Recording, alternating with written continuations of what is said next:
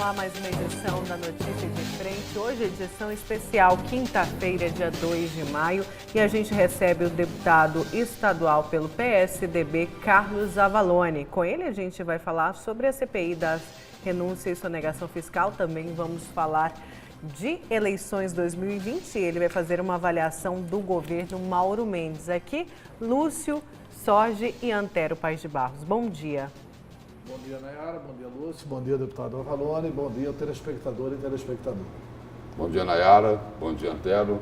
Bom dia, deputado Carlos Zavalone. Bom dia a você que nos honra com a sua companhia. Deputado, bom dia. É bom tê-lo aqui com a gente nesta edição especial da Notícia de Frente. Eu que agradeço o convite. Bom dia, Nayara, Lúcio, Antero e principalmente os telespectadores que estão nos ouvindo a partir de agora. Vamos começar falando então da CPI da renúncia e sonegação fiscal.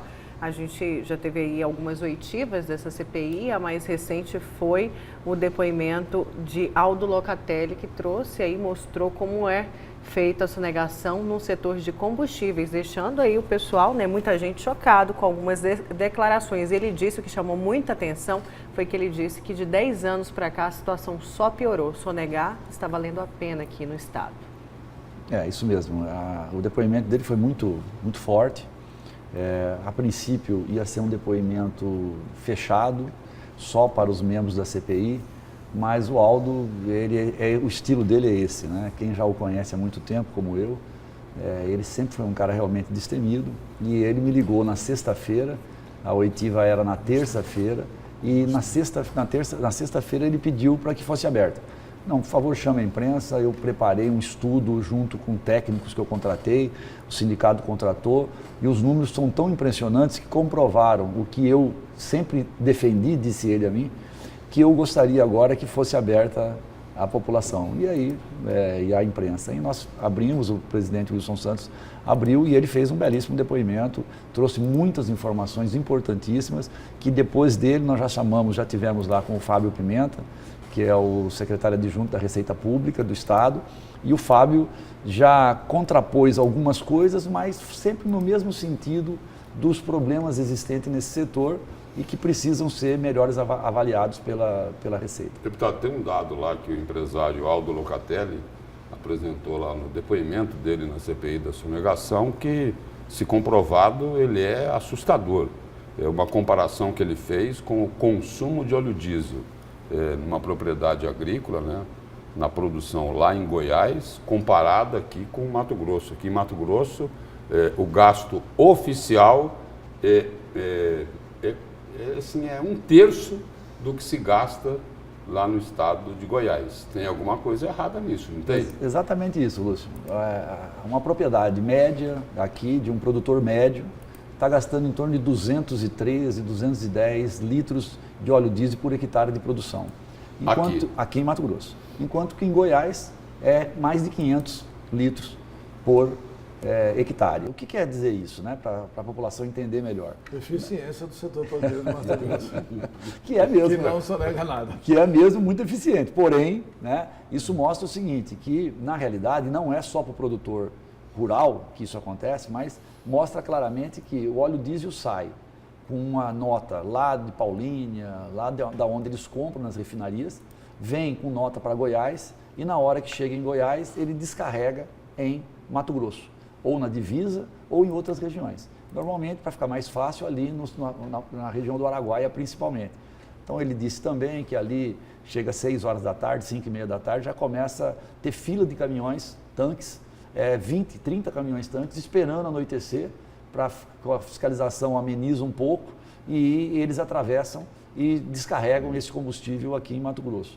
Então isso é grave, porque isso é uma sonegação, isso é um problema grave e os números que ele apresentou chegam a 400 milhões de reais. Isso não aconteceria apenas com óleo diesel, deputado? Olha, principalmente com óleo diesel. Porque existem... Setor atacadista também, Porque tem informações aí de que quem compra o álcool, a gasolina, principalmente aqueles comerciantes que fazem essas compras em grandes quantidades, dizem que costumam passar com esses produtos, como o senhor falou aí, no período noturno, quando ameniza a fiscalização. E esse ameniza talvez com aspas, né? É isso que nós precisamos averiguar. Por isso foi importante levar lá, trazer lá o Fábio Pimenta para que ele pudesse fazer esses esclarecimentos. Mas ele colocou várias outras coisas. O Fábio já fez o contraponto fez, ao Aldo? Fez. Não foi bem um contraponto. Ele confirmou algumas coisas que o Aldo colocou algumas dificuldades que existem e que precisa ser melhorado na eficiência da fiscalização, mas contrapôs algumas outras coisas que, nessa avaliação mesmo da quantidade de litros, ele falou que o Aldo deixou de fazer algumas comparações que são importantes, como o processo de industrialização de Goiás, que é muito maior que o de Mato Grosso. Lá são 6 milhões de habitantes, em que aqui são 3 milhões. Lá tem uma série de diferenças que tem que computar melhor essa questão do combustível. Mas eu me dispus, e o Aldo autorizou, e nós vamos pegar esta apresentação que o Aldo fez, vamos entregar para a Secretaria de Fazenda, e vamos pegar a que a Secretaria de Fazenda fez, e vamos entregar para o Sindicato do Comércio. Mas no consumo médio do óleo diesel, essa questão... para ver um confronto. Mas essa questão não, mas é interessantíssimo isso que o Avalone está falando. Mas eu digo o seguinte, a minha dúvida aqui é o seguinte, no consumo médio do óleo diesel, qual é o impacto do que o secretário lá adjunto da Fazenda citou em relação à industrialização? As máquinas não consomem a mesma coisa? Não é.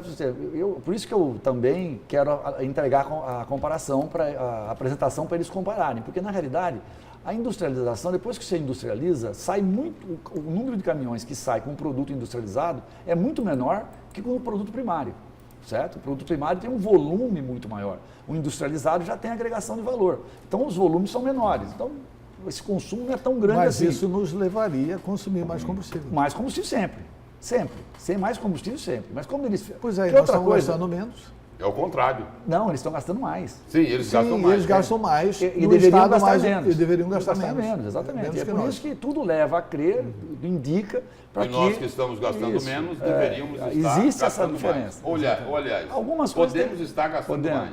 Só não está aparecendo, é isso? Com certeza. Com certeza é isso. Isso não há dúvida. Quanto é que pode ter dúvida? Esses volumes chegam a 400 milhões, um FEX por ano? Antes era um FEX por ano. Mas eu não acho... Um negócio volumoso. Mas eu não acho diferente disso, porque o senhor Aldo coloca um número que a produção de Mato Grosso teria caído 30%. A gente sabe que não é verdade isso. Não, a produção cresceu. Ela cresce ano a ano. Ela cresce ano a ano. E como se tivesse caído. O consumo do óleo caiu 30%. Sendo que a produção cresceu. Quer dizer, é incompatível. Ele não disse que o consumo caiu 30%. Ele disse que deixou de crescer. Houve assim, pelos números dele, deveria ter um crescimento maior. Ele faz até uma comparação com preço e tal. Mas é o quê? Para tirar essa dúvida, eu fiz um convite também para o Daniel Latorraca, do IMEA, que tem os dados do setor de produção todinho, para que ele ir lá e confirme os números de quanto se gasta por hectare na produção, principalmente milho, soja e algodão. Quanto se gasta por hectare? Tá? Para que a gente possa entregar isso também à Fazenda, que a Fazenda tenha esses dados mais claros, para que haja uma comparação também com os próprios produtores, para ver como cada um está consumindo. Acho que tudo isso é importante. Não seria o caso, evidente, de estabelecer um diálogo entre as partes, porque o senhor Aldo quer que o Estado arrecade mais e quer punir os sonegadores. Sim. Ponto. O Estado também quer arrecadar mais e quer punir os sonegadores. Ponto. Os objetivos são iguais. Ambos dizem a mesma coisa. Não seria o caso de fazer uma mesa redonda na CPI? Já que eu achei brilhante essa ideia. Pega o que o senhor Aldo falou e entrega para a Secretaria de Fazenda estudar. Pega o que a Secretaria de Fazenda falou e entrega para o Sindicato de Petróleo do senhor Aldo Locatelli estudar. E depois junta os dois Grande numa ideia. Conversa. Vamos dizer, levar 5 minutos para proposta. você, 5 minutos para você. 5 minutos para você, 5 minutos para você. E a gente vai tirar algumas dúvidas importantes, né? Porque ninguém sabe tudo, né? Tem um filósofo que disse, eu só sei que nada sei. Né? Ninguém sabe tudo a ponto de não aprender com o outro. Lógico, sem Tanto o Aldo vai aprender com a Fazenda, como a Fazenda vai aprender com um dos maiores, não, como maior empresário do setor de E combustíveis o de Mato senhor, Grosso. após o depoimento dele, chegou a falar que a Cefaz precisava ser ouvida, porque ele chamou a atenção, Sim. disse que a Secretaria de Fazenda deixa passar, é conivente com Isso. todas essas irregularidades. Por isso, como eu conheço muitos técnicos da Secretaria de Fazenda, sei a competência de muitos deles e tal, eu falei assim, olha, nós também não podemos só ouvir um lado e não dar a oportunidade para o outro lado mostrar. E aí o Fábio foi lá, levou junto o último, são dois, o último estava antes no governo passado, na posição do Fábio, então os dois fizeram um bate-papo com a gente muito importante. No mesmo dia foi a Delegacia Fazendária, foi também o Procurador-Geral do Estado, então foi um debate interessante. Eles colocaram principalmente o que fizeram com as outras CPIs, as informações das outras CPIs, então foi feito muita coisa. Essa é outra coisa que nós temos que deixar claro para a população. Com relação à CPI? Olha, só na Delegacia Fazendária tem, segundo o delegado, lá 30 inquéritos em andamento, em diversas delegacias separadas, em que ele não pôde dar as informações porque na questão dos delegados, Tem sigilo. cada delegado só o delegado da investigação é que pode dar entrevista, que pode falar sobre o assunto, não é bem dar entrevista, que tem competência para falar do assunto. Dos 30, partes são com segredo de justiça, partes não. Então, ele pediu, e o presidente já fez isso, o Wilson, o deputado Wilson, já está solicitando à Delegacia Fazendária que encaminhe os processos possíveis para a CPI. Possíveis? O que significa possíveis? É que, inclusive, do nosso entendimento, meu, do Wilson e da CPI, todos são possíveis, porque nós também vamos manter o sigilo, nós também não vamos divulgar. Lá vai ter uma sala que vai ser uma sala cofre, como o Wilson está chamando, só ele vai ter a chave da sala, quer dizer, ou um técnico lá vai ter a chave dessa sala, para manter tudo em absoluto sigilo, em absoluto segredo, a não ser para os estudos que forem necessários que nós vamos fazer lá. Ou a não ser para órgãos de controle, né? Aí eu não sei também, essa limitação da lei, Antero, eu não conheço. Por isso que eu não quero me aprofundar nela. Eu tenho convicção, não é uma certeza, mas eu tenho uma convicção pelo conhecimento de anos aí na frente dessas coisas, que não é possível que uma CPI não possa receber documentos sigilosos. Então, eu acho que nós temos que ter acesso a esses documentos. Esses documentos sigilosos podem receber, eu tive experiência de CPI. Por exemplo, nós recebemos pela CPI os documentos que acabaram muito tempo depois, prendendo o senhor Paulo Maluf no Brasil. Quem trouxe esses documentos lá dos Estados Unidos para cá fomos nós, como representantes da CPMI do Banestado. Nós fomos lá, trouxemos o documento e não demorou mais de 15 minutos para os Estados Unidos liberar o documento. Que eram sigilosos. Manteve o sigilo. Com um detalhe apenas. Eles exigiram que nós assinássemos um documento que manteríamos o sigilo. Certo. E os documentos vieram para o Brasil, foram internados no Brasil. Nunca ninguém ouviu falar desses documentos. Nunca ninguém publicou esses documentos. A não ser quando o promotor Silvio, lá de São Paulo, fez a ação e saiu a prisão do senhor Paulo Maluf. Aí saiu realmente publicado o documento. Mas, quer dizer, não pode ter sigilo do Estado fiscal para o Estado fiscal. Perfeito. Quer dizer, não pode, porque a CPI tem poder judiciário. Perfeito. Ela é um Estado juiz naquele momento ali. Você vê, Antero, o Fábio Pimenta, nós solicitamos alguma documentação da Secretaria de Fazenda para fazer contraprova, para fazer esse confronto das ideias e dos documentos, e ele na hora falou, olha, tem coisas sigilosas, mas eu vou encaminhar tudo para cá. Eu tenho certeza que legalmente vocês vão tomar os mesmos cuidados que a Secretaria de Fazenda tem que tomar. Então ele ficou de mandar todos os documentos para nós vamos recebê-los também e isso é importante. Voltando naquela questão da fiscalização lá, qual que é o problema maior que nós identificamos? A Secretaria de Fazenda ela solta uma tabela, um acompanhamento que ela faz da Receita por segmento. E ela coloca lá, ela calcula a eficiência da fiscalização, a eficiência de receber esses recursos provenientes dos impostos. E a média do Mato Grosso tem caído um pouco, está em 85%. A média da eficiência por segmento. De combustível, 97%. Então, aí eu mostrei para eles, eu falei, olha, alguma coisa está errada. Porque ou vocês estão calculando essa eficiência pelo número de nota que sai da refinaria e vem para cá, que aí chega aqui mesmo. Aí Não a tem importância, a só abrindo um parênteses aí, Isso. deputado, aí a importância do confronto. da sugestão que o Antero colocou Exatamente. aqui. Porque é o seguinte, porque o secretário adjunto lá da Secretaria de Fazenda, ele pode questionar. Pode. Ele pode questionar as informações que foram colocadas, reveladas, no caso aí pelo empresário Aldo Locatelli. Mas na outra ponta, o empresário Aldo Locatelli também pode contrapor a Secretaria de Fazenda. Olha, vocês não estão certos por causa disso e disso. Vocês estão errando aqui, aqui e aqui. Claro, e aí fica claro, depois de ter ouvido os dois lados, fica claro que, na realidade, a eficiência não pega a nota que sai para o estado de Goiás e descarrega aqui. Ela não acompanha isso, ela não percebe isso. Então, está eficientíssimo, 97%. Você vai gastar muito tempo a eficiência no numa caso, eficiência de 97%? Se tem outros segmentos com 80%, 85%, então, provavelmente, uma maior fiscalização está indo para outros setores. E nesses setores está precisando embora a Secretaria de Fazenda tenha um departamento de fiscalização só para combustível. Porque a eficiência, no caso aí, ela utiliza ali a base de dados oficiais. O que não é o caso do combustível, que sai com nota para Goiás e descarrega aqui. Agora, mais importante ainda do que ele colocou, outras coisas tão importantes a isso, que são graves também, são a questão, por exemplo, de misturar solvente na gasolina. O Aldo, ele começou o depoimento dele, assim, ele pôs uma imagem de 2001, de um tanque, todo enferrujado já, colocado na empresa dele, e que está lá com solvente há quase 20 anos, há 18 anos lá.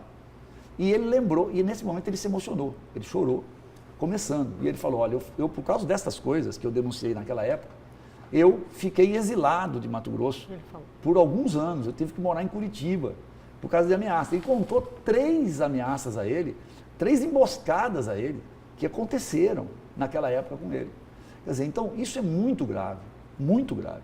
Até numa conversa na Rádio Capital lá com o Antero falou, olha, lá na CPI do Banestado nós tomamos alguns cuidados e ele sugeriu alguns cuidados nessa área de segurança que eu já providenciei com o presidente Wilson Santos para que ele tomasse algumas providências na área de inteligência para que a gente pudesse monitorar isso. Porque o Aldo foi muito corajoso, ele falou publicamente de PCC, ele falou publicamente de coisas que mexe, quando você fala que é mais fácil... Com a segurança pessoal. Com a segurança pessoal. Quer dizer, quando você fala que dá mais dinheiro você mexer com a sonegação de combustível do que vender cocaína, e vamos dizer, a cocaína é muito mais arriscada, né?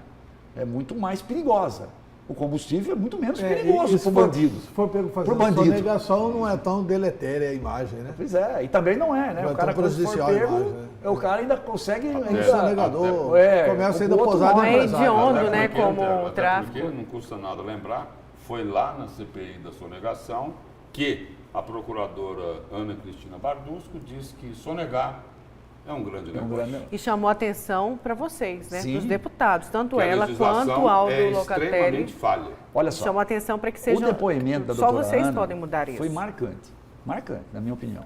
Foi um depoimento, não vou dizer que foi melhor que nenhum outro, porque todos estão sendo muito bons, muito importantes para esse processo. Mas o dela deu rumo para nós. Isso que é importante. Porque a gente começa numa CPI e a gente tem várias ideias, caminhos se aparecem, mas a gente precisa da opinião de quem está acostumado a mexer com isso. E precisa ter foco para poder terminar. Foco. Aí a doutora Ana falou assim, olha o depoimento dela. Ela falou assim, olha, eu estou cansada de muitos e muitos anos trabalhar pegando o sonegador e esses caras têm laranja.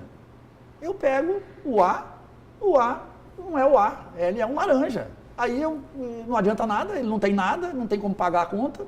Aí eu pego o B, aí eu pego o C e não adianta nada. Então eu falo, por favor, não vão atrás de pessoas, não vão atrás de empresas. Pode deixar que nós estamos indo. Nós já fazemos isso naturalmente. Vocês aqui da CPI têm que fechar os caminhos. Mexam na legislação. Aí eu falei, pô, ela tem toda a razão, certo? As Mas pessoas... ela apresentou sugestões? Algumas. Já, e falou assim, estou à disposição para que a gente possa fazer isso. Então, a linha de propostas dela e de que estão aparecendo lá são, por exemplo, o próprio Aldo também colocou isso lá. Em São Paulo, se você andar em São Paulo, eu não tinha percebido isso, depois já percebi, você encontra uns 150, 160 pontos pontos muito bons para ter posto de gasolina fechado e não está funcionando nada lá.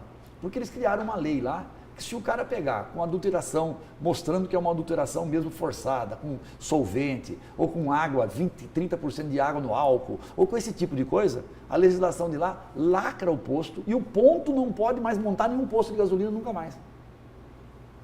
Então, olha o risco que o cara corre de colocar isso lá. Então, em São Paulo já tem essa lei. Ficar sem lugar, né, para montar. Exatamente, ele fica sem lugar para montar. Olha o risco do cara que é proprietário do terreno, do imóvel. Então, você veja que a legislação pode nos ajudar bastante. Então, o que é uma outra coisa que eu já fiz aqui, porque eu já fiz uns 10 requerimentos de convite para pessoas estarem lá falando. Essas todas que foram lá, foram feitas por mim, porque eu sou o subrelator da Comissão de Combustível, da CPI, e eu chamei também o Dr. Segala. O Dr. Segala, ele é um promotor na mesma linha da Ana Cristina Bardusco aqui, lá em São Paulo. E ele está há muitos anos também trabalhando isso. Ele tem dado palestras, ele tem dado informações, ele tem mostrado os caminhos, como que eles estão pegando. Imagina se Mato Grosso é 400 milhões, o que é em São Paulo. Aquele volume de produção que São Paulo tem e de indústrias que São Paulo tem. Então, eu estou marcando para ele vir aqui a Cuiabá, ele está vendo a melhor data, e ele vai dar a experiência de lá. O caso é convite, né? Convite. Todos esses nossos aqui foram convites. Não houve necessidade, as pessoas estão querendo ir lá. O primeiro momento é o momento para a gente conhecer o produto, conhecer os caminhos, para depois a gente poder agir mais diretamente. Por isso que o Wilson já colocou, o deputado Wilson já colocou, que não vai dar para a gente concluir essa CPI em 6 meses. Nós precisaremos de pelo menos mais 6 meses, porque nós estamos aqui há 2 meses trabalhando em cima de pegar todas as informações. E nesse momento está só concentrado em combustível. Nós ainda não entramos nas outras áreas. E tem várias outras áreas aí que nós precisamos entrar. Então, mineração, tem uma área que vai falar sobre frigorífico, embora tenha tido uma CPI recente dos Quem que é o relator da mineração? Na mineração, acho que é a Janaína. E quem Tenho dúvida. Qual que é a receita Max ou a Janaína? de Mato Grosso sobre a mineração? Quase não tem, mas porque a receita não é ICMS. É o imposto sobre mineral, né? É um imposto de 1%, é um imposto muito pequeno. Tá bom, mas é muito pequeno, mas não. Por exemplo, Poconé. Qual é a receita de Poconé com a Muito mineração? pequeno. Nada. Quase nada. Quer dizer, Sabe, o único que aumentou foi Peixoto de Azevedo. Teve um aumento assim exponencial, porque lá a cooperativa se organizou e nessa organização da cooperativa lá em Peixoto de Azevedo houve um aumento assim, era nada, né? Era 1, virou 10. É expressivo porque não tinha nenhuma arrecadação. Mas os valores são pequenos, muito pequenos ainda. Porque nós estamos falando de mineração, não é nem muito do ouro, né? Nós precisamos procurar ver se tem outras coisas saindo daqui também. Nininho, né? Diamante. Deputado Nininho, que ficou responsável pela mineração, nós Eu entrevistamos acho que é o Nininho, ele isso e a Janaína é frigorífico. E nesse Frigorífico, caso do Peixoto aí, aparece mais o minério, não é, deputado? Pelo que o senhor acabou de dizer aí, os garimpeiros se organizaram em cooperativas e aí aparece o que é extraído da terra. Exatamente. Diferente dos outros casos, onde não aparece. Exatamente. Onde não aparece a nossa produção mineral. Poconé tem grandes empresas. Poconé tem grandes empresas. Pontes e Lacerda tem grandes empresas. Juína tem muitas empresas na área de diamante. Vamos diferenciar uma coisa da outra, né, Antero? Cooperativa pressupõe pequenos. Sim. Você está falando dos grandes, não é isso? É isso. E é aí, exatamente aí, que não aparece a produção mineral de Mato Grosso, não é isso? É isso, é exatamente isso. Mas é um absurdo que os grandes de todos os setores não queiram pagar imposto. De todos os setores. Qualquer setor que você dá, onde der uma enxadada, sai minhoca. Mas assim, veja bem, no caso do combustível, quem está dando o caminho é o empresário, o maior, que quer pagar contribuindo. Imposto. Entendeu? Essa visão também. E ele deixou claro que quem anda na linha certa não ganha. Ela, aqui em Mato Grosso. Até a exceção confirma a regra. Não né? rende. Não, é verdade, a exceção confirma a regra. Porque no caso aí, há um nítido prejuízo.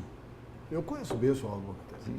O senhor Aldo é um ideólogo da coisa bem feita e da coisa séria. Para ele lucra muito mais, e todos os donos de postos honestos lucram muito mais, se isso for feito de forma honesta. E é lógico que se o combustível não for adulterado. E é lógico porque o combustível adulterado você pode vender mais barato. E é lógico que ele visa aí também, Antero, é lógico que ele visa, enquanto empresário, uma concorrência menos Leal, desleal né? do que Desleal, ocorre hoje. exatamente. Leal. Lógico. Porque quem coloca solvente, quem coloca água na gasolina, ele ganha mais dinheiro. Olha só, Lúcio. Né? O Só que de solvente- maneira desonesta. O solvente comprado na Bolívia, ele custa 60 centavos por litro. A gasolina comprada aqui na refinaria custa 2 e alguma coisa. Olha a diferença. E ele disse que pode misturar, não deve, mas é difícil pegar. Quase 50% de solvente. Olha o preço. Multiplica isso por 30 mil litros, 60 mil litros que é uma carreta. Essa carreta que eu comecei a dizer que estava lá no posto dele, essas carretas foram pegas em 2001, quando teve uma CPI dos combustíveis na Assembleia Legislativa. O presidente era o Moacir Pires, naquela época. E eu era secretário de Estado, de Indústria e Comércio. E o Aldo me procurou e falou assim, olha, nós precisamos do Inmetro. No governo Dante nós montamos o Inmetro, o IPEM aqui em Mato Grosso. Aí ele falou aqui, o grande problema que nós temos aqui é que aqui não tem laboratório. A ANP não tem como testar o combustível. Não tem jeito, nós não temos como fazer isso. E como que nós podemos fazer? Ele falou, precisava de alguém montar. Eu procurei a Universidade Federal de Mato Grosso na época e nós montamos, o governo do estado repassou dinheiro para a Universidade Federal de Mato Grosso e a universidade montou um laboratório e credenciou ela na ANP.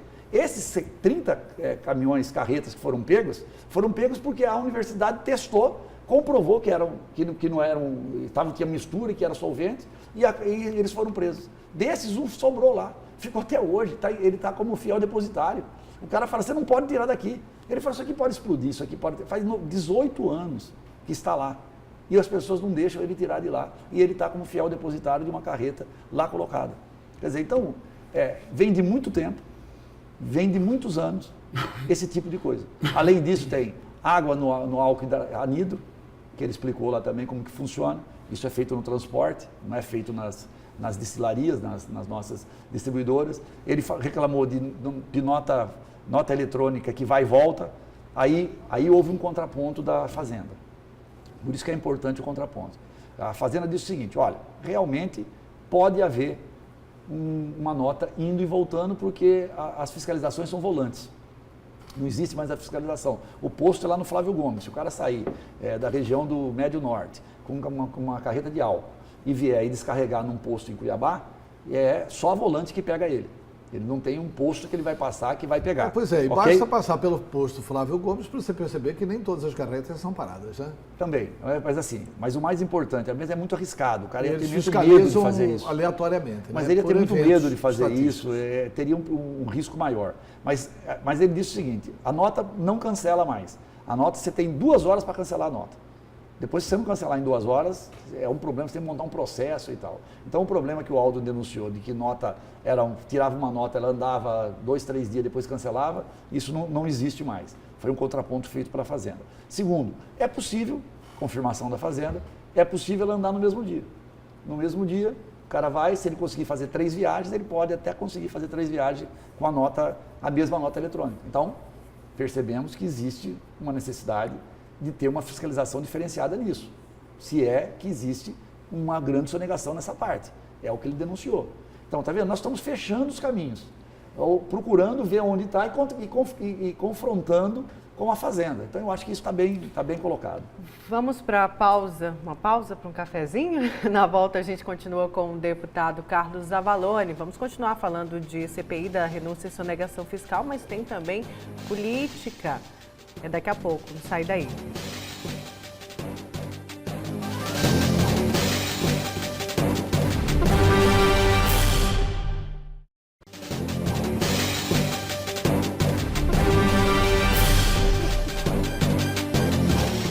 Voltamos com a notícia de frente desta quinta-feira e voltamos a conversar com o deputado estadual pelo PSDB, Carlos Zavalone. Falávamos antes do intervalo sobre a CPI da renúncia e sonegação fiscal, ele que ficou com a subrelatoria dos combustíveis, né? E antes da gente ir para o intervalo, Antero, você queria fazer um questionamento? Não, a gente está conversando sobre a questão da sonegação e de legislação, né? Isso. Aí apenas a título de experiência também, seria importante já começar a ir redigindo os relatórios. Já estamos. O relatório? Ok. O relatório, sim. Os relatórios, quer dizer, Porque você pega cronologicamente as sessões, os acontecimentos, o que disse, já separa os áudios, já põe negrito, quer dizer, um bom advogado para ir auxiliando lá na redação e submetendo ao relator, se é isso mesmo que ele quer, no relatório, etc. e tal, eu acho que isso aí adiantaria bem esses prazos da CPI. Já tem. Porque para fazer tudo depois, se vir buscar na memória aqui no início, depois de um ano, é muito difícil. É muito difícil. Hoje nós já temos 10 atas.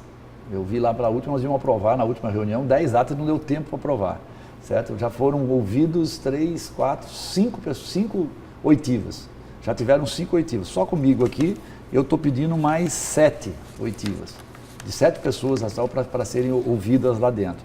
E os outros setores já começaram também a fazer os pedidos e tal. Então, se a gente não se organizar, e graças a Deus o Wilson está tomando muito cuidado com isso, nós temos lá 4 procuradores da Assembleia à nossa disposição. Vai ficar um praticamente com cada subrelator, para que a gente possa avançar também nesse acompanhamento dos dados.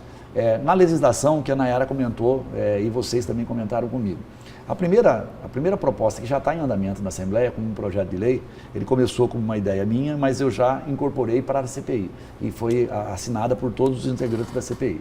Nós estamos colocando que todos os recursos que forem ser recuperados pelo CIRA, que agora vão começar a ir informações para o CIRA, de sonegadores ou de alguém que está deixando de recolher os impostos, nós estamos querendo que esses recursos, aprove por lei, que esses recursos vão exclusivamente para a saúde, para dar uma solução para a saúde do Estado. Mas de que forma? Logicamente, que não podia ser diferente, respeitando a parte constitucional. Então, retira-se a parte constitucional e o que se sobra dele, que não é muito, mas é em torno de 25%, 30%, isso iria diretamente para a saúde. Só para dar números, o CIRA do governo passado conseguiu recuperar 1 bilhão e 600. Se houvesse uma legislação nesse sentido, que o dinheiro fosse para a saúde, eu acredito que em torno de 400 milhões poderiam ser destinados exclusivamente para a saúde, respeitando as partes constitucionais. Tem uma forma também que a CPI está se organizando para que a gente possa ajudar a ir mais recursos para a saúde nesse momento tão difícil da saúde do Estado. Secretário, um outro setor aí que já foi muito abordado aqui pela imprensa é sobre a maquiagem que é feita em cima das exportações. A CPI já começou a levantar esses dados aí. Por exemplo, tinha lá no governo passado o Tribunal de Contas do Estado, ele tentou fiscalizar para ajudar o governo a desmascarar essas maquiagens que ocorriam aí relacionadas aí às exportações, que são isentas do ICMS. A CPI, qual é o planejamento dela para esse segmento? E só um parênteses. Pois não. O mesmo Rogério Galo era o mesmo secretário de Fazenda no governo Petax. Eles perderam no Poder Judiciário aqui. Recorreram ao Supremo Tribunal Federal. Isso está pendente no Supremo Tribunal Federal. Alega a Fazenda, aí é que eu falo, o Estado Fiscal não pode ter sigilo para o Estado Fiscal. Como é que o Estado Fiscal, Secretaria de Fazenda, vai ter sigilo para o Estado Fiscal, Tribunal de Contas? E como é que o Estado Fiscal, Secretaria de Fazenda, vai ter sigilo com a Assembleia Legislativa através de uma CPI? Não deve, não pode, não é de bom tom numa democracia. Concordo. O senhor estava dizendo aí que a Secretaria de Fazenda falou que vai mandar, inclusive aqueles que estão sob sigilo ou não sob sigilo. Quer dizer, será que eles vão permitir que a CPI, aí seria bom, seria ótimo, a CPI inclusive usar os técnicos do próprio Tribunal de Contas para auditarem a Receita. Basta auditar a Receita que vai chegar à sonegação. Eu esqueci de dizer que não foram 5, foram 6. Teve mais um que foi um auditor do Tribunal de Contas, que já foi ouvido lá por nós. E ele trouxe informações importantes nessa área. Ele relatou tudo isso, ele relatou toda essa... reclamou, disse da dificuldade para ele poder fazer o trabalho deles lá, porque não recebeu as informações, deu a opinião dele, que acha que está equivocado a decisão, colocou tudo isso, mas ele deu caminhos, quer dizer, nos ajudou com alguns caminhos. E um dos assessores nossos, que é o assessor da deputada Janaína, que é o Maurício, que tem bastante experiência no assunto também, ele fez um levantamento lá do que ele imagina que os incentivos fiscais, ou melhor, a renúncia fiscal no estado do Mato Grosso, tirado pelos balanços. ele deu um número maior do que o número que nós conhecemos, que é o de 3 bilhões e pouco, ele deu um número de 5 bilhões e alguma coisa. E o caminho que nós entendemos ali para ir buscar essa questão da desoneração, da exportação, é trazer, e já está sendo convidado, alguém do Ministério da Indústria e Comércio do país. Lá vem de Brasília uma pessoa para abrir os números que eles têm lá, para confrontar os números de Brasília com os números de Mato Grosso. Vamos pegar a Secretaria de Fazenda, vamos pegar os números lá da exportação, acho que é Comex. A auditagem disso é simples, é por aí. Pois é. Então, é só auditar os portos, o que eles declaram aqui que saiu para exportar, isso. Vamos confirmar lá se foi exportado mesmo. Pronto, você auditou a receita. Porque, veja bem, na minha opinião, certo? Pode haver dúvidas ou discussões sobre esse assunto, a mesma linha que tem de sonegação, que tem no combustível, tem também no agronegócio, não há dúvida. Tem malandros, tem máfias, tá aí, tem um que foi morto, não foi assassinado? Isso tem que ser averiguado. Pois é, e ele fez delação, vocês vão ter conhecimento dessa delação? O Wilson já pediu todas as informações nesse sentido, está aguardando ver se as informações virão, ou se eles vão dar alguma desculpa ou alguma justificativa. Nós estamos aguardando essas posições. Tanto é que para o secretário adjunto da Receita Pública, o Wilson fez a pergunta direta. O senhor conhecia o Wagner? Ele até levou um susto, porque na hora, não porque ele conhecia ou deixava de conhecer, mas porque foi tão direta e num assunto que não era este assunto ainda, que ele não entendeu nem a pergunta. Mas depois ele disse, olha, eu tive conhecimento, mas nunca vi ele, nunca teve na Secretaria de Fazenda, lógico que não estaria, né? Ele falou assim, mas, eu sei que há uma investigação, eu sei que a coisa está andando, mas todo mundo trata isso com muito cuidado, né? Inclusive os funcionários públicos, todo mundo tem muito receio disso, já morreu uma pessoa, e as pessoas têm receio de tratar desses assuntos. Pois é, mas a CPI não terá. Ele morre, teoricamente, depois de ter citado para o Ministério Público, porque ele fez uma delação no Ministério Público. Aí ele precisaria depois juntar provas para confirmar essa delação. Uhum. Aí vazou que ele fez delação. E ele foi assassinado. Ou seja, morreu a delação. Mas o que ele falou na delação não vale como prova porque ele não juntou documentos, certo. Não deu tempo. Mas dá linha. Ele foi assassinado antes. Mas os nomes que ele citou, é um caminho da investigação. Olha, Antero, Lúcio e Nayara, pelo que eu ouvi dos delegados,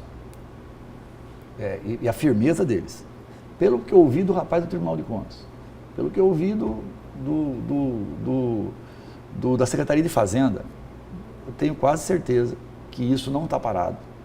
As informações, assim, todo mundo com muito cuidado, mas isso está em andamento.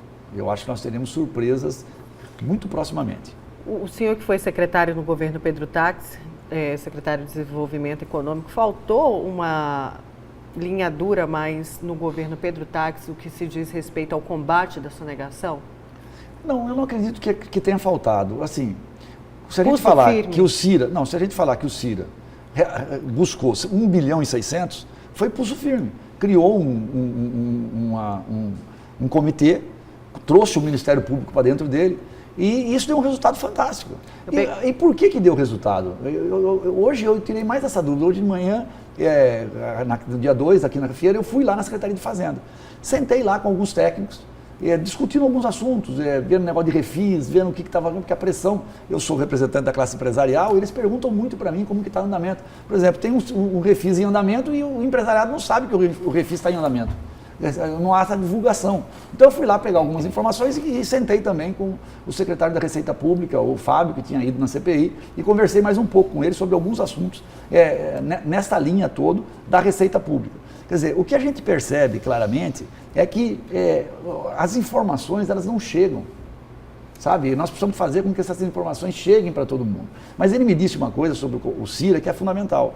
Quer dizer, quando você tenta fazer uma negociação entre um empresário e a Secretaria de Fazenda, há um medo muito grande em prol do próprio funcionário, em aceitar uma negociação, em aceitar uma redução, em aceitar por quê? Um parcelamento, porque existe lei.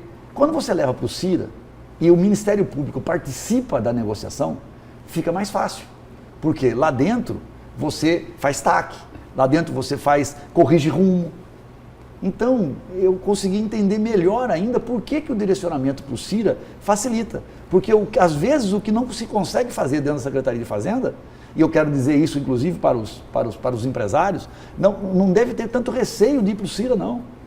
Quem tem grandes valores lá, que contesta, não valores que são dívidas líquido e certa. Não adianta ir para o CIRA, líquido e certa, o CIRA não vai participar, mas existe muita contestação. Existem muitos valores que estão lá, de valores grandes, que o cara reclama que lá nós temos multas, o Antero e Lúcio, que é importante dizer. Nós temos multa na fazenda que vai de 100% a mais de 200%. Vamos supor o sonegador, ele deve receber multa grande mesmo, de 100% a 200%. Mas vamos supor que o cara que está apertado, num país que nós estamos com dificuldade financeira, o cara deixou de pagar no dia X, no outro dia 100% de multa. Mas não o é empresário, possível o flexibilizar empresário pode isso. procurar o CIRA. O senhor tem razão. É verdade. O senhor tem razão, deputado. Já vem você. Cordilheiriense, Mas o CIRA que- Exatamente. Eles estão fazendo a cordilheiriense. Pode procurar O o CIRA que CIRA, foi não vai ter elogiado, problema né? nenhum com No ele. CIRA, no Porque CIRA. olha só, isso daqui, essa declaração aqui, se eu não estiver equivocado, é do secretário de Fazenda, Rogério Galo. Vamos lá. O Ministério Público pode entrar com as ações penais ou civis, a Procuradoria entrar com as execuções fiscais e a Controladoria abrir os processos de responsabilidade, porque todos esses Fazem parte órgãos do estão CIRA. lá dentro do Isso. CIRA, além do Ministério Público. E da Aí SEDEC completa também. aqui. Então, o CIRA é o ambiente para você tentar a composição consensual e obter esses ressarcimentos sem a necessidade de se recorrer ao judiciário. Ou seja, se quem sonegou impostos for lá pagar aquilo que está sendo cobrado dele, ele não vai ter nenhum processo na esfera penal. Ok, Não é isso? então vamos fazer- E aí é onde eu questiono Ok. quando a procuradora, a atual chefe do GAECO, do grupo lá que combate o crime Bardusco. organizado, a Ana Cristina Bardusco, fala, olha, vocês se preocupem com a legislação. É isso? Isso. Não preciso se preocupar com mais nada. E a minha pergunta é Não, a não seguinte, falou isso. e aí, o que é que ficou para trás? Vamos lá. Vai ficar zerado? Não vai se cobrar ninguém? Ok, vou responder com bastante clareza isso para a gente tentar entender bem o que está acontecendo. O que eu quis dizer aqui anteriormente, para não ter dúvida. Primeiro, sonegador é sonegador. Sonegador tem que ser tratado que nem o Aldo coloca e que nem outros empresários querem. As federações, elas não querem dar benesses para sonegador. O sonegador atrapalha quem quer trabalhar certo. Então, não tem empresário que gosta de sonegador, empresário sério e honesto. É sonegador, que às vezes é empresário e às vezes nem empresário é. Porque esse Wagner nem empresário era, ele foi assassinado, estava delatando, mas é um bandido. Era um laranjão. Me parece que era um laranjão, parece que era um bandido. Então, são pessoas completamente diferentes. Nós não podemos misturar as coisas. Mas hoje, na Secretaria de Fazenda, tem 200 mil processos. Lúcio, Antero, Nayara, são 200 mil sonegadores? Certeza absoluta que não. São pessoas que, muitos deles, a grande maioria desses processos, são pessoas que não tiveram condições nessa crise violenta que nós passamos, que a maioria das empresas em Mato Grosso estão em recuperação judicial, eles não conseguiram pagar e no dia seguinte tinha que pagar 100, 200% a mais. Se ele não conseguiu pagar 100, ele vai conseguir pagar 200. E o funcionário lá não pode fazer nada. Nesse caso aí, Ele vai- nesse caso vai- aí não é sonegador. Exatamente. Quer dizer, ele então ele devia vai para o e CIRA, não conseguiu pagar. ele vai para o CIRA, tem valores pequenos e tem valores enormes. Tem dívidas de 100 mil, 30 mil, 20 mil, 5 mil e tem dívida de 20 milhões, 30 milhões, 50 milhões, 100 milhões. Essas dívidas, grandes ou pequenas, deveriam ter um fórum para que isso fosse discutida. Nós estamos tentando fazer isso por lei, mas não consegue. O governo, o Mas não próprio são Rogério Galo, aqueles o encontros, próprio não são aqueles mutirões do Refis, de conciliação ou de anual? conciliação, É. às vezes ajuda. E Tem força- muitos que ajudam. Mas às vezes, hoje eu fui lá e eles falaram o seguinte, esse Refis que está aí, ele dá um abatimento para dívidas até 2015. Depois de 2015, para trás, e dá um abatimento. São dívidas velhas, antigas, que estão lá, que já tentou recorrer, que não consegue recorrer. Então, fez um corte, 2015 para trás, ele dá um abatimento. De 2015 até 2019, não. Então, existe um grupo de pessoas dentro da própria Fazenda que acha que isso aí devia vir para 2017. Que tem muita coisa ali que essas multas de 200%, o cara é impagável. O cara não tem como pagar. Então, teria que melhorar a lei. Só que a lei não pode ser iniciativa da Assembleia Só não pode melhorar para o sonegador. Não, pode até melhorar para quem cometeu delitos, etc. e tal. Por exemplo, o acordo que o Estado fez com a JBS, no governo Peltax, comandado pela doutora Ana Cristina Bardusco, foi um acordo ótimo para a JBS. Pagou 300 e poucos milhões, que eles deviam mesmo, né? Talvez devessem até um pouco mais que isso, pagou 300 e poucos milhões para o Estado, foi bom para o Estado porque arrecadou dinheiro, foi bom para a JBS porque se livrou, e aí é que eu acho que há um equívoco da área penal do Ministério Público, porque uma coisa é ter recolhido o tributo, outra coisa é ter se livrado da questão penal.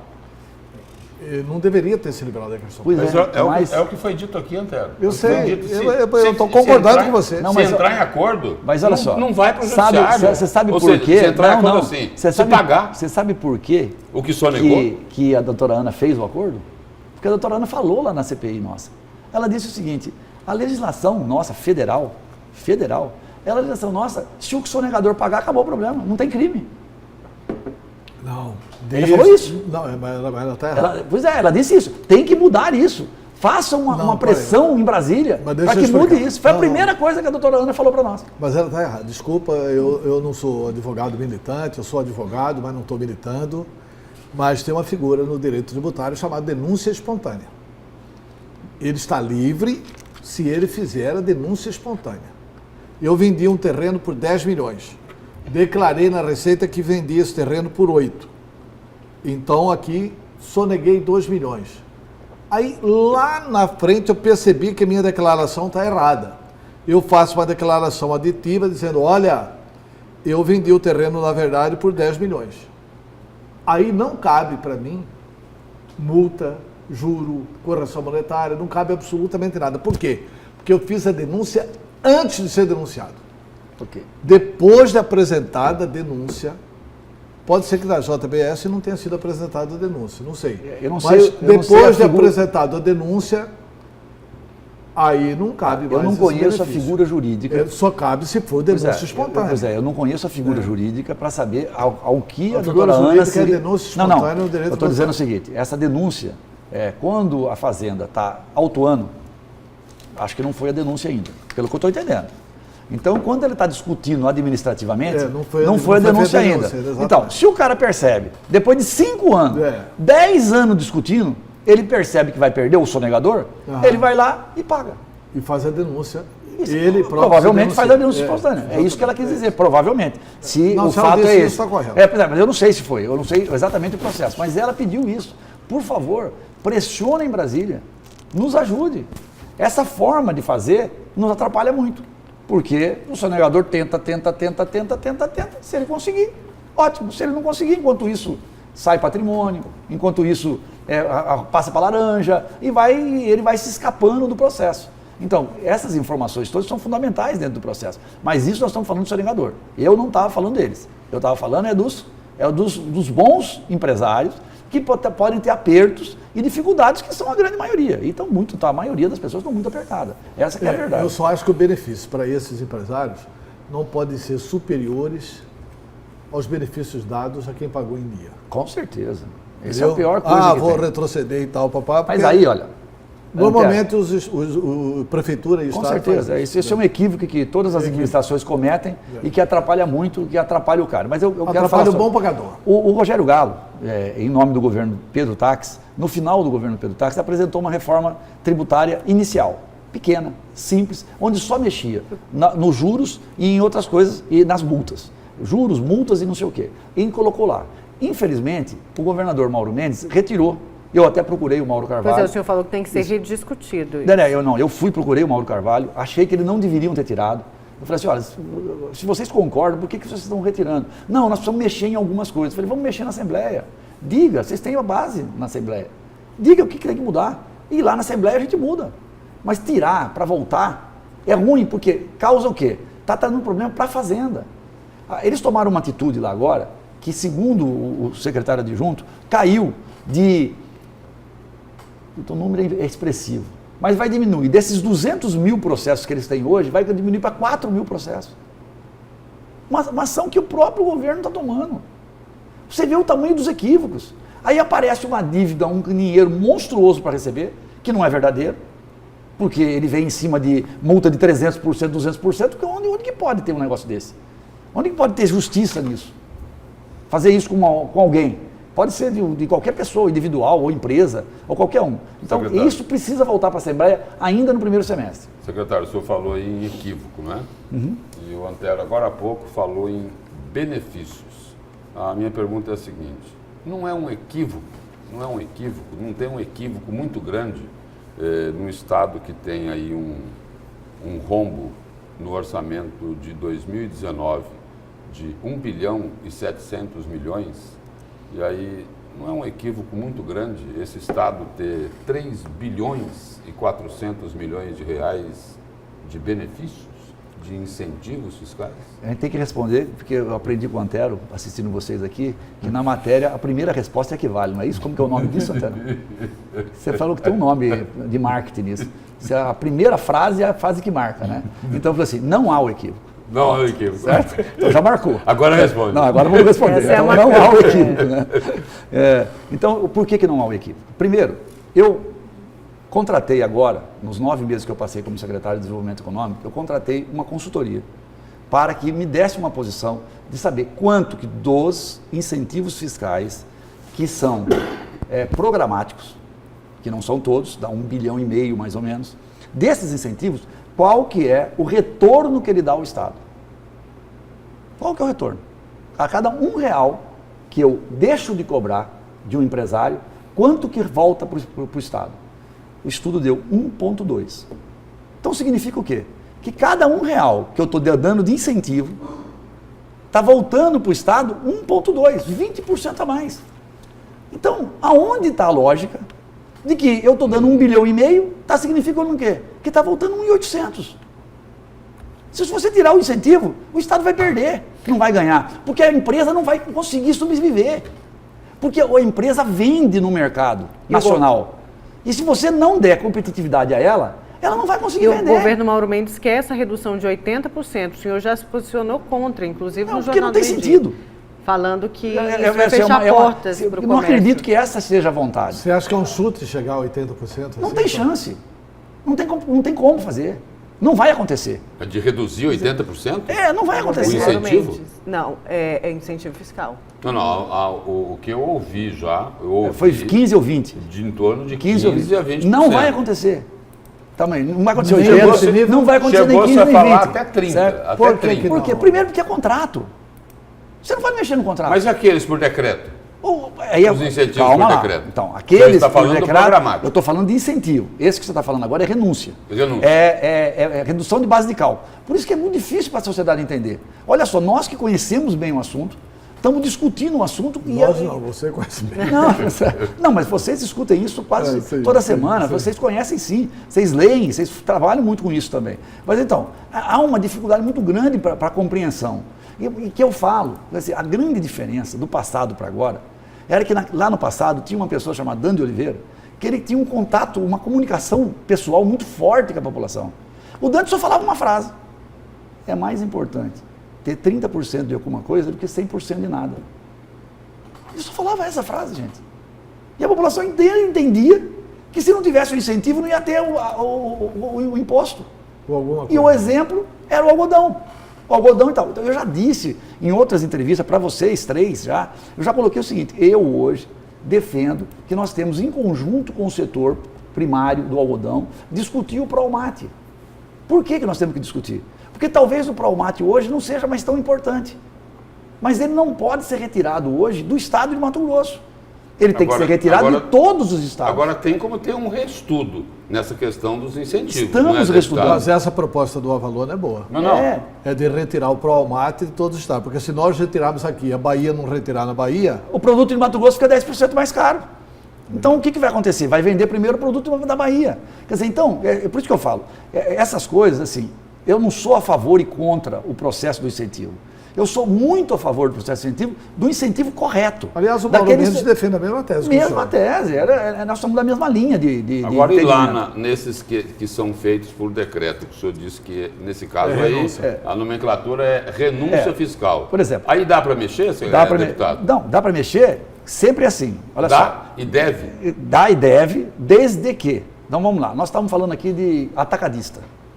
Que acontecia o mesmo problema na divisa do Estado que acontece com o óleo diesel. Os atacadistas daqui reclamam muito da Com questão razão. tributária entre nós e o Estado de Goiás. Com razão. E aí o setor aqui é penalizado. Eu vivo discutindo isso com os técnicos da Fazenda, meus amigos lá, eu vivo discutindo isso com eles, como secretário, fora, como vice-presidente da federação. Eu vivo discutindo. Eles entendem que existe o problema, mas tem uma dificuldade muito grande de fiscalizar isso. Olha só, um atacadista de Goiás vende mais que todos os atacadistas de Mato Grosso. Em Mato Grosso. Tem cabimento uma coisa dessa? Tem sentido? Só por causa de uma lei de isenção, de incentivo, que Goiás dá? Goiás diz o seguinte, para vender em Mato Grosso, eu só cobro 1% de imposto de ICMS. Você vender em Mato Grosso. Agora, para vender dentro de Goiás, aí é 8, 7, 6, não interessa. Aí o que acontece com lá? O cara vem aqui. Quanto que o atacadista nosso, que compra lá em São Paulo, que compra lá em não sei o quê, nós cobramos dele aqui? 8,3. Como que alguém pagando 8,3 aqui pode concorrer com um cara de Goiás que vende aqui a 1? Como que a gente pode aceitar isso, Otero? Pois é, mas isso Como? não dá para resolver no Confaz, porque não é possível uma coisa dessa. Agora está resolvendo para 10 anos. Quer dizer, em 10 anos vai resolver esses assuntos. Porque aí Mas enquanto isso isso, daí é o que se chama os caras aqui estão morrendo. Isso aí é o que se chama de guerra fiscal. Essa é a isso? guerra fiscal. O que eu pedi? Eu falei, vamos fazer uma coisa? Vamos liberar para nós vendermos 1% para Goiás. Mantenham daqui. Vamos fazer guerra com eles. Quanto que hoje vende em Goiás? Nós, 0. Ninguém daqui vende em Goiás, porque tem que pagar 8,3. Mas baixa só para vender para fora. Eles gostaram da ideia, só que falou, é muito difícil fiscalizar. Senão o cara vai comprar, fala que é para fora e vende internamente. Olha o problema. Como que você controla isso? Como Você viu? acontece Você viu só? Hein, Mas deputado? imagina Deputado, você, empresário, deputado, você viveu como numa acon- situação dessa. Tá? Como acontece com... Os caras estão morrendo. E a gente não consegue resolver o problema. fala que é para fora e é para aqui, não é? A Fazenda me disse isso. É difícil controlar isso. É o contrário do que se denunciou em relação aos produtos do agronegócio? Que foi o que ele inverso. Falo que é para fora e é para aqui Fala também. que é para fora e que é para aqui. Mas qual deles? Só para me entender. Ou Não. da exportação, o famoso. Da exportação, sim. A, maquiagem. a mesma linha. simulação da A exportação. simulação da exportação, é a mesma linha. Quer dizer, qual que é o caminho da exportação? Agora eu vou entrando para o agronegócio aí, que eu sei que é uma matéria importante para o Estado. O da exportação, a solução para nós é a industrialização. Não há dúvida, todos A nós solução é concordamos. convencer esse setor a investir na indústria. A industrialização. Essa é a solução Mas para escuta nós. só, nós temos, o que graças a Deus, nós temos o que vocês gostam de chamar de bacana e barão, certo? Nós temos grandes bacanas e grandes barões aqui no Mato Grosso. E eficientes. Não conhece não. E eficientes. muito eficientes. E eficientes. Certo? São pessoas que hoje geram... Barões e tubarões. Tubarões, como você quiser chamar. Você está chamando por um lado, eu estou chamando pelo outro. Mas não tem problema, faz parte Dá do na debate. mesma, né? O debate Dá na é mesma. importante, que é o debate. Então, essas pessoas geram aqui 8 mil empregos diretos. Tem uma eficiência fantástica. Já são industriais. Por quê? Já industrializa o algodão. O algodão sai do campo, vai para desencaroçar. É uma indústria isso. Primária, mas é uma indústria. Tem centenas dessas no estado de Mato Grosso. Gerando muito emprego. Hoje uma fazenda de soja, algodão e milho, eu fui em várias. Eles têm 350, 400 empregos numa fazenda, André. 350, 400 empregos em uma fazenda. São dezenas, centenas de fazendas dessas. Eu visitei mais de 50. Quer dizer, essas são pequenas indústrias. Qual que é a diferença desse cara se transformar num grande industrial? Só dá condições para ele. Ele é arrojado, todos são, porque é um cara que chegou aqui, do jeito que ele chegaram, dirigindo um caminhão, certo? E se torna um grande empresário do jeito que estão. Eu estudei muito mais que eles e não dei conta disso. Quer dizer, eles têm alguma coisa a mais. Eles têm um arrojo, eles têm uma... que é o normal de quem vai para fora. Conhecimento do setor, né? Além Conhece disso. o setor. Mas além disso, porque você também, quando você sai da sua terra e vai para outra terra, você vai com uma coisa mais fixa. Quando a gente está em casa, eu sou filho de quem estava aqui, que meu pai veio para cá e eu cresci aqui, eu já cresci numa outra comodidade. Eu não tinha a necessidade de fazer o que meu pai fez. Saiu lá de São Paulo, veio para Mato Grosso. Não, eles vieram. Eles foram os nossos pais. Eles é que desenvolveram esta parte do Mato Grosso. Né? Porque eu também não gosto de falar, porque tem gente também que veio de fora aí, desse povo do agronegócio, meus amigos, todos eles, que gostam de falar que o Mato Grosso começou depois que eles chegaram. Né? Eu gosto de falar para eles que Mato Grosso tem 300 anos de só Cuiabá. certo? Aqui tem história. Na verdade, para eles mais de começaram metro, quando chegaram aqui, né? Nós demos a oportunidade para eles crescerem e serem o que são. Mas, né, sem dúvida, eles têm um papel muito importante de 90 para cá. Muito importante, de 80, 90 para cá, tem um papel muito considerável para isso. Mas isso é importante. Eles são os grandes industriais. Nós não precisamos buscar tanta gente de fora. E olha que está falando com quem, no governo Dante, foi quem mais saiu junto com o Dante para buscar gente para vir para cá. Mas hoje nós temos capacidade aqui dentro de aproveitar isso. Nós estamos começando a fazer um trabalho, Antero, Lúcio e Maiara, que eu acho que o Gustavo falou aqui, presidente da federação, um trabalho na área do algodão. Cabeça privilegiada. Privilegiada. Eu tenho dito lá dentro da federação que depois do Gustavo, nós vamos ter que ter bastante cuidado agora para ser presidente da federação. E eu tenho esse sonho, um dia chegar a ser presidente da federação. Já está lançando a candidatura. Calma, que eleições é só depois. Candidato à reeleição, cuidado, hein, Gustavo? Esse sonho eu já tenho há muito tempo, né, de fazer, mas para isso tem que se preparar. Eu tenho que decidir, é política ou é federação? São coisas diferentes no meu entendimento. O Gustavo me falou então, que ele não vai ser candidato a prefeito de Cuiabá por isso. Pois é. Mas você pode ser, né? Vamos deixar então para o próximo bloco, falar de eleições. Vamos deixar então para falar de eleições e também uma avaliação aí do governo Mauro Mendes. O deputado vai fazer uma avaliação após o intervalo, só reticando, viu? São 15%, a proposta era de 15% que não passou na Assembleia, com uma economia de mais de 80 milhões. Teve aí a confusão. Vamos para o intervalo, na volta a gente continua com o deputado Carlos Avalone, do PSDB.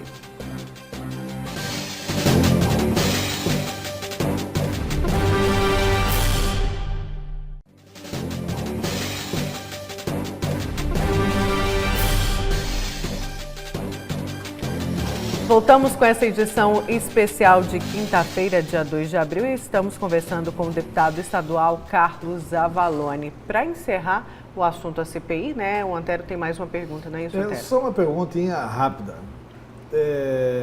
Não criou uma frição, uma tensão? Deputados suspendem CPI que investiga a sonegação do Estado por falta de assessoria, por falta de consultoria. Técnica. E aí não passa a impressão seguinte, será que não é pressão? Será que não é pressão dos investigados? Não, pressão externa que fez a Assembleia recuar.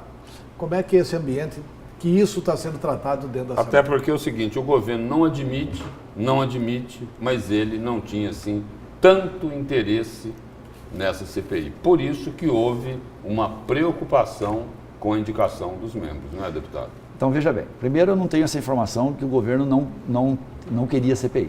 Porém, se não queria, estava errado.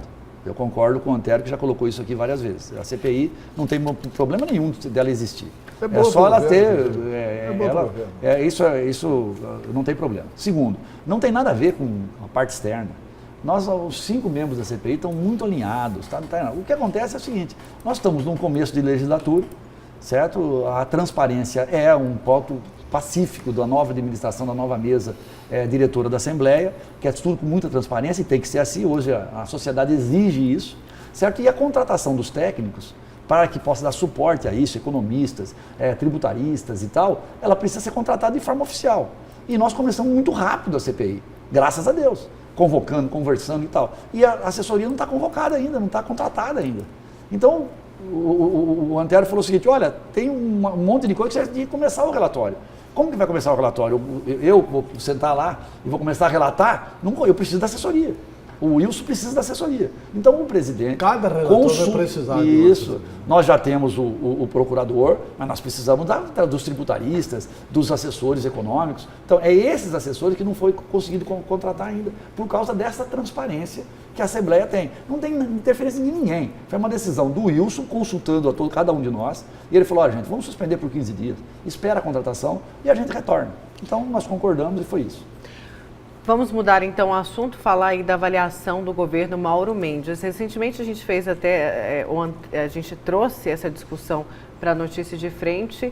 O governador Mauro Mendes fez uma avaliação, comparou a corrupção com a incompetência. Disse que a incompetência gera um dano bem maior do que a corrupção. Isso ele se referindo aos 2 últimos governos, Pedro Táxi e Silval Barbosa. O senhor que participou diretamente foi secretário de Desenvolvimento Econômico. Como o senhor responde a este comentário do governador Mauro Mendes? Primeiro, eu acho que as duas coisas são maléficas para o Estado e para a sociedade, tanto a incompetência como a corrupção, certo? Isso se alguém cometeu isso, e os dados mostram que sim, inclusive judicializado e por delação, isso é muito ruim para o Estado, é muito ruim para nós, é muito ruim para os empresários. Então, nós não devemos nem comparar um com o outro.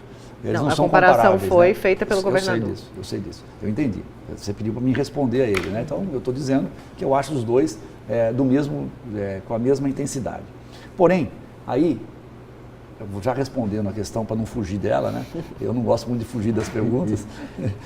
Às vezes eu até me exponho muito ao querer responder, mas eu acho que é mais fácil essa exposição e depois a gente conserta do que a gente não responder uma pergunta que fica muito ruim. Então, o que eu acho dos primeiros 100 dias ou 120 dias do governo Mauro Mendes? Ele começou em janeiro e fez um belo trabalho de uma reforma necessária para o Estado. Essa reforma foi aprovada, teve que negociar, faz parte da democracia, a negociação, ele teve que abrir mão de algumas coisas, ele teve que flexibilizar outras coisas. Essa reforma deu fôlego a ele. A minha impressão é que esta reforma não é suficiente para tirar a gente da situação que está. E eu faço uma comparação. Eu tenho convicção que no governo passado, o Pedro Táxi recebeu um Estado e entregou o Estado melhor do que recebeu.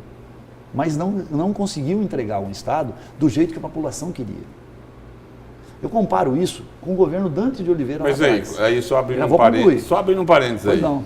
Como entender, então, esse questionamento que a Nayara colocou?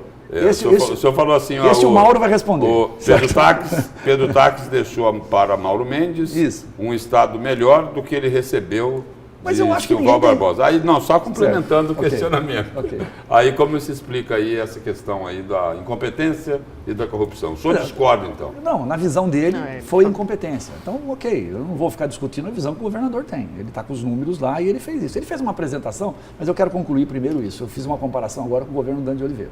Então, 2 governos, inclusive, do mesmo partido, que é o PSDB, né? Comparando lá atrás. O Dante, quando recebeu um Estado complicado, lá em 95, o que aconteceu? Ele teve que mudar até o jeito que ele pensava, até as convicções pessoais dele. Um cara que veio do MR8 e tal, que vestiu a camisa do Bemate, e ele vai para frente do Bemate e fala, eu vou liquidar o Bemate. Eu prometi não liquidar. Eu vou privatizar a Semate. Ele prometeu não privatizar. E ele municipalizou a Sanemate. E ele acabou com a Codemate. Então, o que é isso? Ele percebeu que o Estado estava numa situação que precisava solucionar. E ele atuou e em 2 anos e meio, ele resolveu o problema. E ele falava para nós, o Antero fazia parte da equipe, eu fazia parte da equipe. Ele dizia para nós assim, olha, eu não tenho chance nenhuma, naquela época nem reeleição tinha, mas nós temos que pensar agora para a história me reconhecer, porque agora eu não vou ser reconhecido. Ele falava isso para nós. Em 3 anos, a população na campanha reconheceu todo o trabalho que ele fez. O senhor disse duas coisas aí. O senhor disse 2 coisas, deputado. Disse, mas eu vou chegar lá. Disse 2 coisas. Só para não perder o fio da meada aí. Não vou perder, mas... O senhor falou o seguinte, olha, Dante de Oliveira, quando viu a situação, que era uma situação terrível, isso. ele tinha que tomar uma decisão para resolver o problema do Estado e tomou. Ponto. Separa isso. Aí o senhor disse o seguinte, que Mauro Mendes iniciou bem, fez uma reforma, mas que ela não é suficiente para resolver os problemas de Mato Grosso. Exatamente. Na avaliação do senhor. Exatamente. Aí eu vou falar dos 3 governos. Só para concluir. Do Pedro, do Dante e do Mauro. Só para concluir. Pois não. O que é que falta para Mauro Mendes fazer? Isso. Então eu vou terminar aquela lá para ficar bem claro. Então, o Dante conseguiu consertar dentro dos 4 anos dele. E por isso ele ganhou mais 4. O Pedro não conseguiu consertar dentro dos 4 anos dele. Ele melhorou, mas não resolveu. Mas como melhorou, deputado? Então, ele pegou com 800 milhões e entregou com 3.400. Esses números têm muitas dúvidas em cima deles, mas eu não quero entrar do que aconteceu no governo Dante.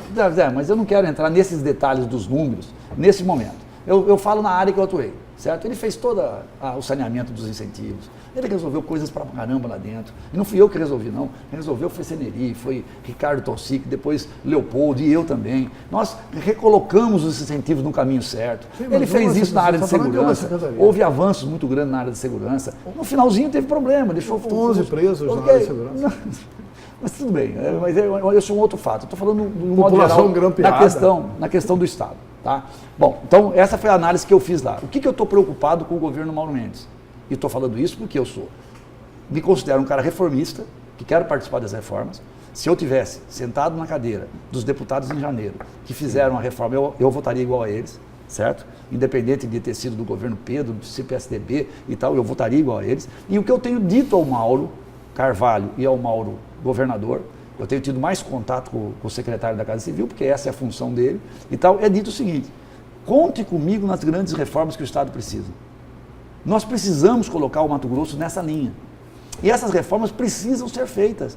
Nós precisamos, não adianta a gente ficar atacando. O que é mais urgente, deputado, hoje? Eu vou dizer, certo? Eu vou assim, não adianta a gente ficar atacando, apenas dizer assim, a solução, e os funcionários públicos dizem isso, certo? E hoje nós temos vários colegas lá que são funcionários públicos, competentíssimos, que chegaram lá por competência mesmo, e que eles dizem o seguinte: é fácil, resolve o problema aí dos incentivos fiscais que pode dar o RGA.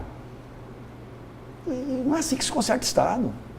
Não tem um segmento que é culpado do problema que o Estado está. Nem os funcionários públicos são responsáveis pelo problema que o Estado está. Agora, mas que há uma defasagem... Mas é natural que puxem a brasa para a sardinha, sabe por que isso não funciona? Até porque eles sabem que essa não é a solução. Não é a solução. Quem está propondo isso sabe que não é a solução. Que não é a solução, porque isso não vai funcionar. Quer dizer, quando o governador Mauro Mendes vai lá na Assembleia e entrega, faz uma apresentação para nós e fala que 75% do recurso do Estado estão indo para pagar a folha de pagamento dos 3 poderes, adianta ficar discutindo o RGA, gente?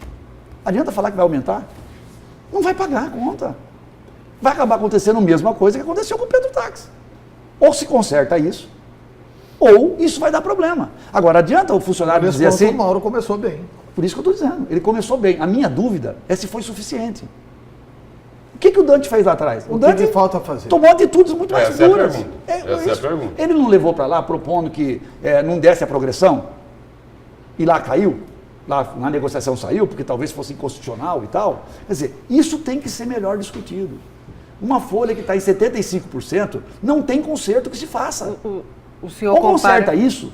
Mas aí é o seguinte... Não vai ter incentivo fiscal, não vai ter educação, não vai ter saúde, não vai ter nada. Mas o governador propôs uma reforma, pelo que o senhor acabou de colocar, uma reforma mais profunda do que aqui está. Vocês estão me entendendo? Só que quem não quis isso... Eu não estou aqui. Quem não quis foram os deputados. E assim, olha, não é isso? É assim. Vocês não falaram aqui que vocês achavam que o algodão tinha que pagar mais? Eu acho. O Antero acha que o algodão tinha que pagar mais. O governador negociou. A função do governador é esta, gente. Negociação e começou lícita. Negociando. Ele negociou. No começo ele viu que governo, era possível, ele escutou o outro dias. lado. A mesma coisa ele fez com os Não, funcionários. Eu acho é uma negociação. Eu acho que ele devia escutar o outro lado e decidir para eles pagarem. Ok, eu respeito a sua opinião, mas eu estou dizendo para você, mas você entendeu? Quando fala que ele reduziu, ele abriu mão do funcionário público, você fala assim, os deputados tiraram. Não. Quando fala que o algodão fez, os caras ganharam. Aí tem que abrir o leque. Aí tem que abrir o leque, não é, deputado? Entendeu? Aí tem que abrir o leque. Aí o seguinte, a culpa não é só da Assembleia.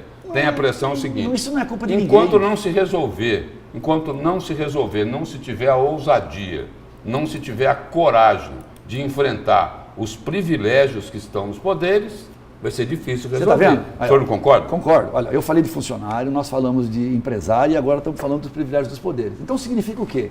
Significa que nós precisamos de uma reforma já. Uma reforma ampla. Tem que ir mais fundo.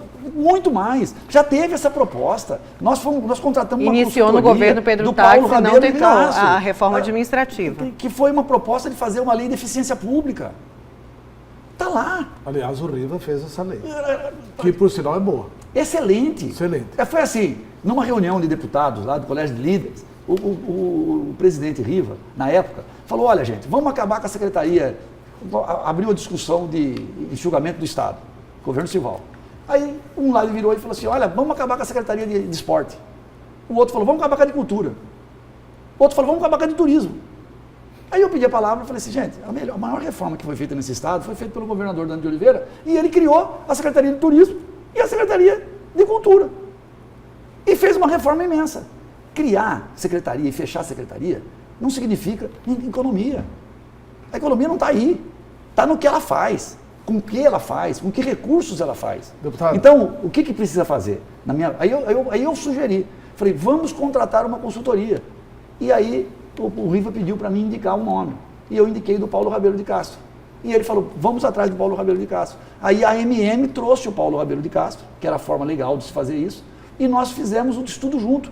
Quem participou do estudo? Eu, Paulo Rabelo de Castro, Paulo Ronan, que eu convidei o Paulo Ronan, uma figura, uma cabeça fantástica. Saudoso Felizmente Paulo nós o perdemos. E fizemos um grupo de trabalho e apresentamos a lei. Existe uma proposta da lei.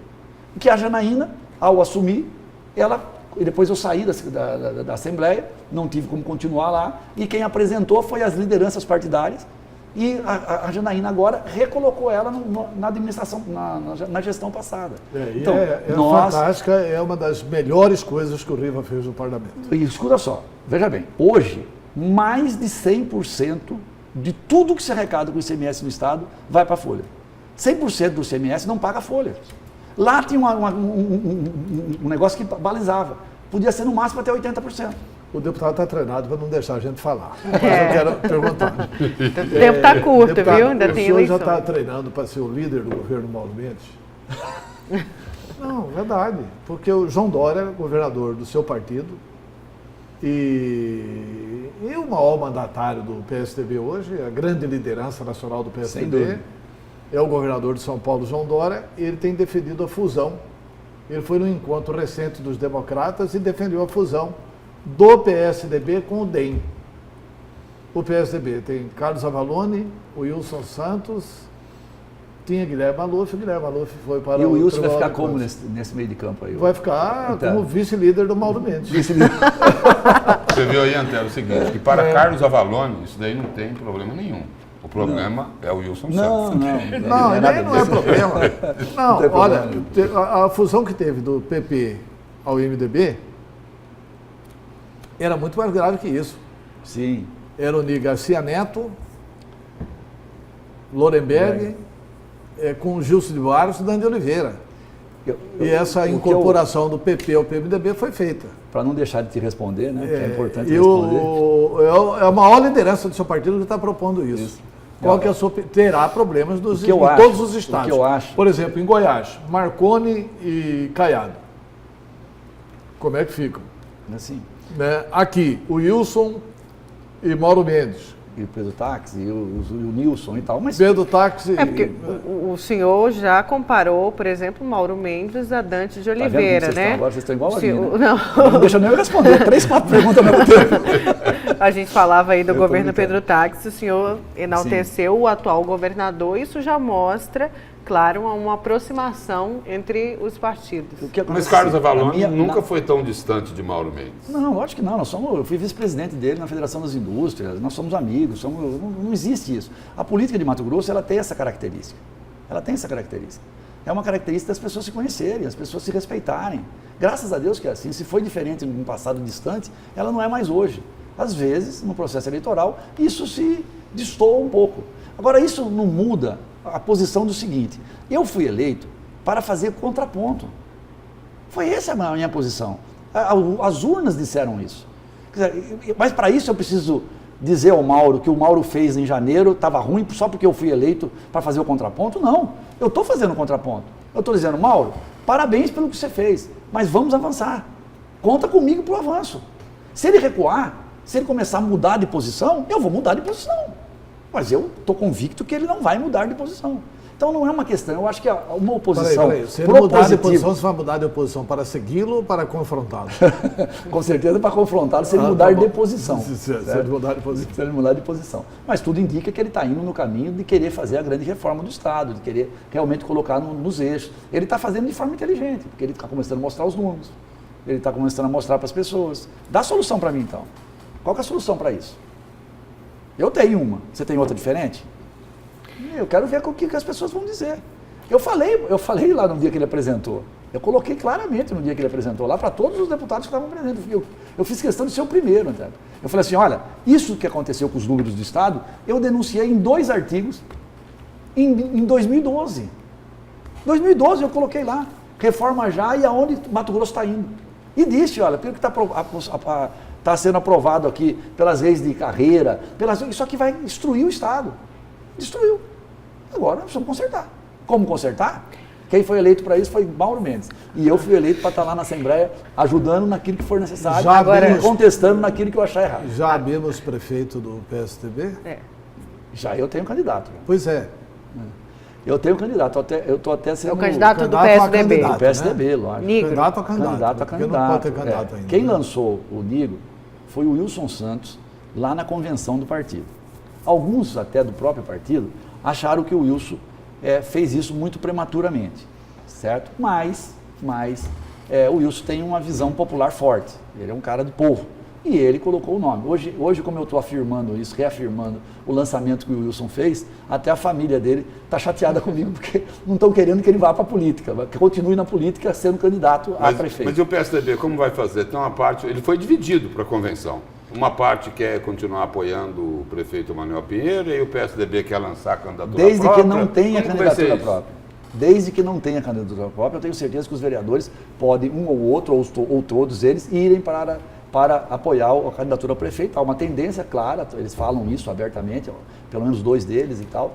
O outro fala às vezes sim, às vezes não, mas não é uma realidade se tiver candidatura. Todos eles já me disseram, se tiver candidatura própria, estaremos com a candidatura do PSDB. Deputado. É uma declaração importante, porque o Renivaldo Nascimento, se tiver candidatura própria, não apoia o Emanuel Pinheiro. Já disse isso. Já disse isso. Não apoia O Emanuel Pinheiro. É um dado relevante que o Avalon o Renivaldo Nascimento disse isso? Disse isso, ele está Dentro do partido. Dentro do partido. Deputado. É porque ele fez críticas ao deputado Wilson Santos. Quando o Wilson Santos se reuniu mas com agora- os vereadores. Já mas- mudou, aliás, então. eu estava Já junto. mudou. Eu estava na Não, reunião. a crítica dele é assim, né? Se não tiver candidato do partido, ele apoia o Nenel. Mas se Não. tiver, ele vai apoiar o candidato do partido, não é isso? Se tiver candidato do Deputado. partido, os vereadores estarão com a gente com o candidato do partido. Deputado, muito obrigada pela sua vinda aqui nessa edição especial da Notícia Diferente. Eu que agradeço, muito obrigado. É sempre um prazer estar debatendo com vocês. Um bom dia Lúcio, bom dia Antero. Bom dia. Bom dia a você também aí de casa, você fica com o Jornal da Manhã e o Antônio Carlos Silva.